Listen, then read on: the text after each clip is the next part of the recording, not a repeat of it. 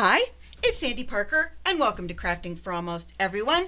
Well, it's that time of year where I like to make a planner for the upcoming year, and I like to include in it a paper pad, and so I get these stacks of 5 pads from the Dollar Tree. Of course, where else would you get it? And I'm using this paper that I thought kind of matched, and we're going to use this also from the Dollar Tree, and I'm not going to do any measuring because I think you guys will be able to figure out how to do this. If you did it when you were a kid, then you'll kind of get the gist, and if you didn't, then you'll still kind of get the gist. The first thing you want to do is you want to take your paper and you want to make a line at the top. You just want to kind of have a fold line, and I'm going to turn it sideways so I have a better fold. And if you can line it up on your edges, then your paper will be straight. As long as your edges are straight, your paper will be straight in the end. And I'm looking for my bone folder, which, you know, it's always, that thing is always on the prowl. I have 2 sheets of this paper. I might even have 3. No, I have 2. And using this, it's kind of a bone folder, but it's not really. And I'm just going to make sure that my edges are nice and straight and flat. And then the other thing that you do, then you put it in, and then you make sure the top edge is okay. So then you want to do the bottom the same way. You want to make a crease line like that. And take the book out. We know where our crease is because we just made it, and you're lining it up. I know this isn't in screen for this part. You want to line up the bottom edge like that, so that when you do, that ensures that your top, this whole page is straight. So if you've never done this before, that's how you do it. What we're doing is we're covering a book like you did when you were a kid. Maybe you never did that, but of course we did. Back in the, I'm going to say 40s, but that's a lie. Back in the 70s. That sounds bad too. And then I'm going to just put that over this way. I'm just going to kind of crease it down a little bit. Get my modified bone folder. Put that down on it. We just want to make sure that our crease is good.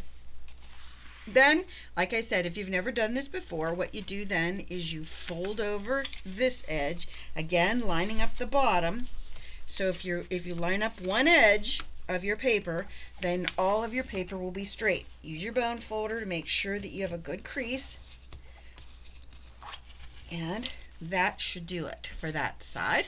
Then we're going to do the same for this side. You want to leave a little bit wiggle room in here because you want to be able to open and close this, and if you don't give yourself just a little bit of room, you won't be able to have a good opening and closing. And my bottom edge is straight.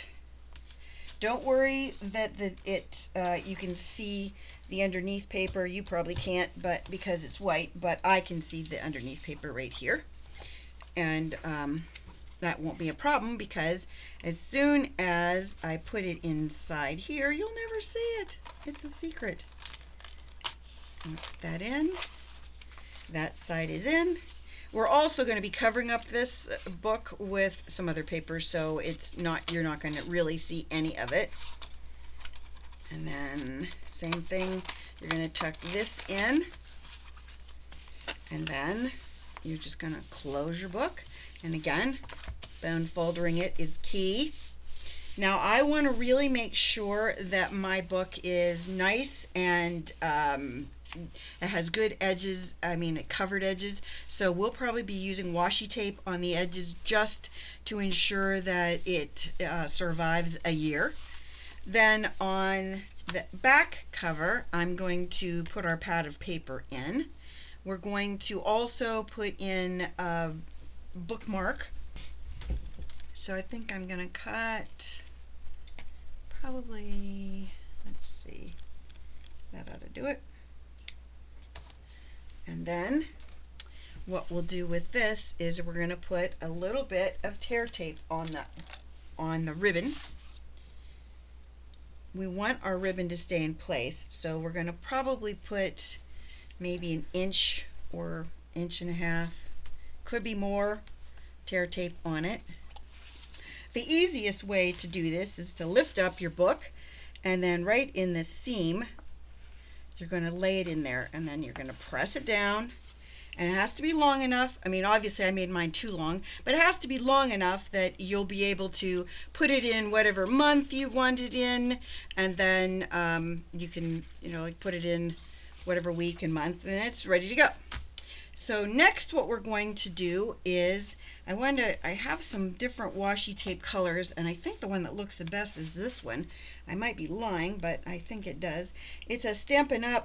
Tape, and it could be Stampin' Up! Paper. I don't really know. That's the one thing I do that isn't smart, and that is that I buy my bigger papers, and I just put them in those boxes that you store paper in, and I don't put where I got it or who made it. And I know everybody else will say something like, this was die cuts with a view, and I never know because I just throw it in that bucket. So that's a mistake that I should not do.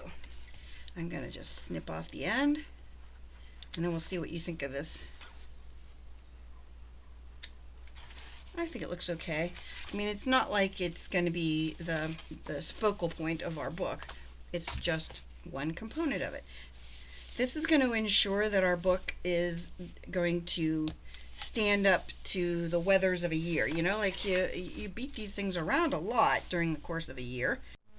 Okay, so at this point what we're going to be doing is we're going to be putting our front and our back covers so that you'll not see the inside, so to speak. Oops, I forgot to put something in there. I want to put my pen holder in there, so I'm just going to take a scrap of paper, and I'm going to cut, we're going to cut about, let's say, 1/2 of an inch. Now I'm going to make it 3/4 of an inch, like that. And then you're going to put it's about maybe 3 inches long. The length doesn't matter so much as the width does, because the width is there for stability. You're going to put it under where you have your clip, that you would clip that into a pocket, and then you're going to line up the two ends like that. You're going to take some tear tape. You're going to put it so that it's pretty close to the pen, but not up to it. And I'll show you in a second how far up to the pen you want it to be. You're going to put a couple strips if you have the thin that I'm using, the thin tear tape. So I don't know if you saw that or not, but well, before I do that, I'm going to put 2 more on the back side, because we want to make sure that this stays in place. Do all this work and then have it come out, that wouldn't be any fun, would it? So you're going to put 2 on the back and 2 on the front. And we're going to take off the inside first, because I want to make it into the holder for the pen first before we put it into the book.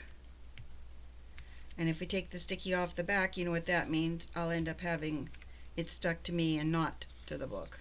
So you're going to line up your 2 ends like that, making sure they're even.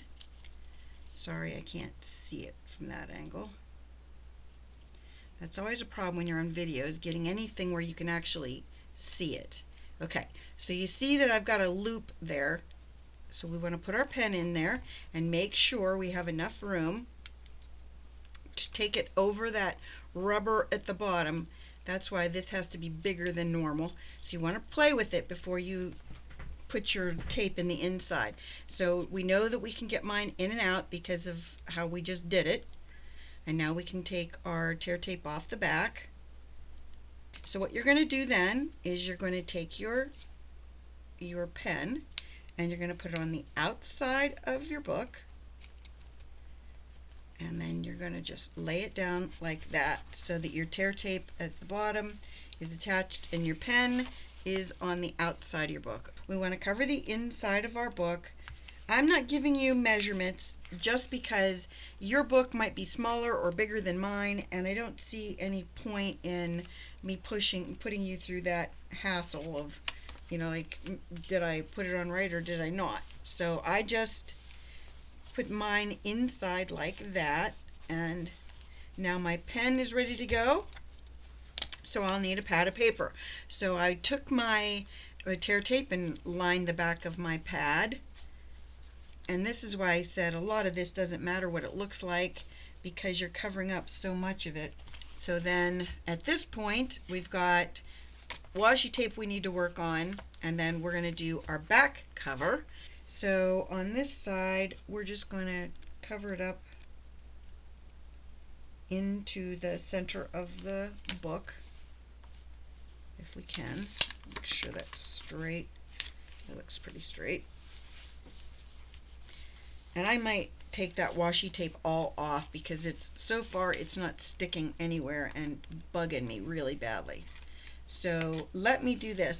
Let me take off all the washi tape, and then I'll come back and we'll finish the book, because we don't have much left to do except for accessorizing and some other parts that will make it look a lot better than it does right now because of this washi tape fiasco. Next things next, I want to make a pocket for the back cover so that when she wants to put some of her papers inside, she has a way to do that. So what I did was I measured the width of this and I added a 1/2 inch because we scored it at 1/4 of an inch on 3 sides. Then you're going to, I don't know if you can see that little notch right there, we got to take those out on both bottom corners. That's just going to make it so it looks cleaner and more professional. Then this is something that a lot of people get confused about. When you have a pocket on a book, you want it so that it's angled like this so you can tuck things in, but they won't fall out. If you make the angle go this way, then you tuck things in. There's a tendency for things to shift that way. So if they shift that way, they might fall out. So we're going to make our diagonal in this direction so that we can ensure that ours will stay in that thing. So you're going to cut it.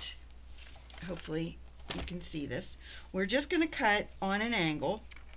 You have this spot right here in your cut bar, in your line of your cut bar. And I'm going to turn it until I think I have enough of a diagonal. That ought to do it.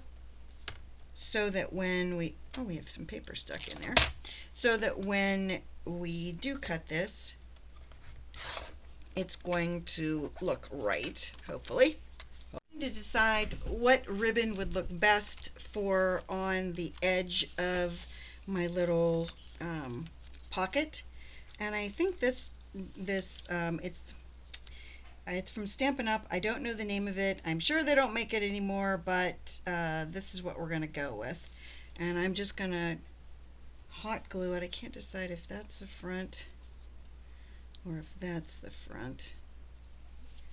I'm going with that's the front. I never know these things. And I'm just going to run a really thin line of glue all the way up. There's that. I thought I would run another piece down this edge like that. Okay, so that's the pocket, and then I'll probably run another around the bottom because I think it looks cute. Alright, next up, now this has the 2019 calendar. I mean, if she wants that, I could glue that together. There's an address book in here. There's all kinds of things, but for now I think I'm just going to put my buttons in and let her decide for herself what she wants to do. And I'm going to alternate larger button, smaller button, and that way the bigger buttons don't take up the whole space. I can squish them together a little bit. Yeah, that's a good word, squish them. So those are our paper clips that she'll be able to clip papers in here if she wants. Then this is where she's going to put all of her extra notes that she has from her notepad in the front. And then this has her personal information so that if this gets lost, she'll find it. Then of course her calendar, and we've got her bookmark. So at this point, I decided I was going to tie this shut, or make it with a tie, so that she will be able to put as much in it, make it as thick as she wants, and never have to worry about it coming unglued, or coming apart. So I wrapped some tear tape all around it, and then I've got my ribbon. It's longer than I needed. It's probably at least 2 feet. Then I found this clock that I thought was kind of cool, and I also found this key that I didn't know if this was something I wanted to put on there, but I like the clock. So I think we're going to put the clock on there, and then that'll be our focal point for the front. So we're going to put that in the center like that. I like this ribbon, but I really liked that ribbon that has the ruching on it. I think that's what it's called, or else it's I don't know, a ripple. I can't decide what it's called. Let me cut a little piece of that off. I might run it down the side just for an added decoration. I think I already said that this is Stampin' Up! Ribbon. This ruching, I don't know what it's called. I'm making it up. I don't even know why I'm trying. I don't know what it's called. We're just going with it. And I'm going to I'm going to tie it shut first. That way we'll be able to make sure that I can glue it down properly.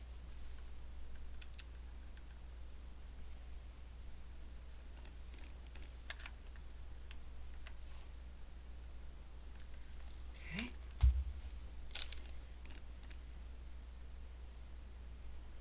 And we'll lay that gently in place. And then I can cut off the excess. I wanted to have a little excess because sometimes this ribbon has an issue when you play with it. It will unravel, and we don't want it to unravel. I think I had a little unevenness there. Then on this side, I'm going to do the same thing. I'm going to run it a little bit from the edge.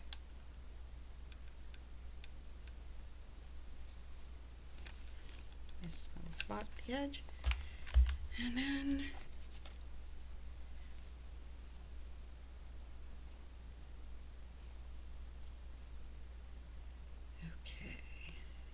that's how I want to do it.